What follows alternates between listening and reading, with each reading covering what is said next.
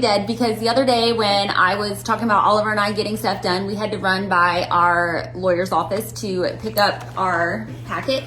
And the amount of people who messaged me and wanted to know if I was getting a divorce was hilarious, including my own sister. Yes, Aunt Katie and I were taking care of something that we should have done probably 20 years ago. Literally so much easier than I imagined in my head. So there are many of you who, like us, have been putting this off.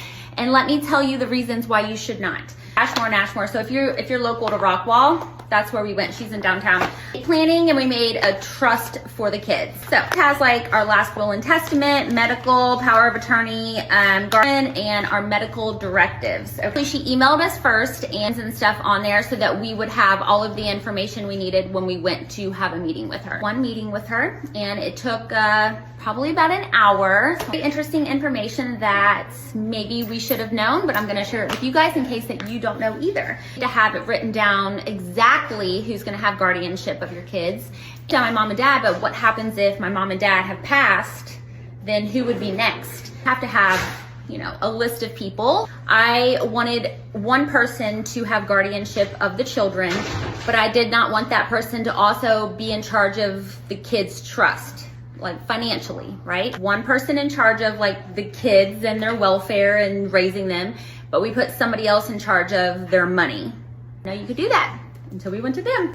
Something else that I did not know was beneficiaries. With work, Oliver has, you know, like his 401k and I don't know what else he's got, like life insurance and stuff. So you have a beneficiary. Obviously he put me as the beneficiary. Him and I are in an accident together and we both pass. Where that money goes? To the government. It does not automatically go to the next person in line in your family. I have it written down now. We made a trust for the kids. So what are the rules? Oliver and I had a little bit of a disagreement about this because we get any money until they go to college. And I'm like, well, what if they don't want to go to college? What if something prevents them from going to college? What if Tiff, I got my way. Would they get money for a wedding? Money for, you know, like their first house? Like what age do you want them to get stuff?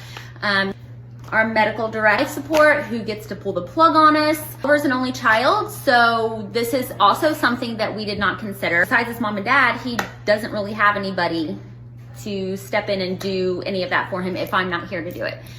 And so I had to let him borrow some family members.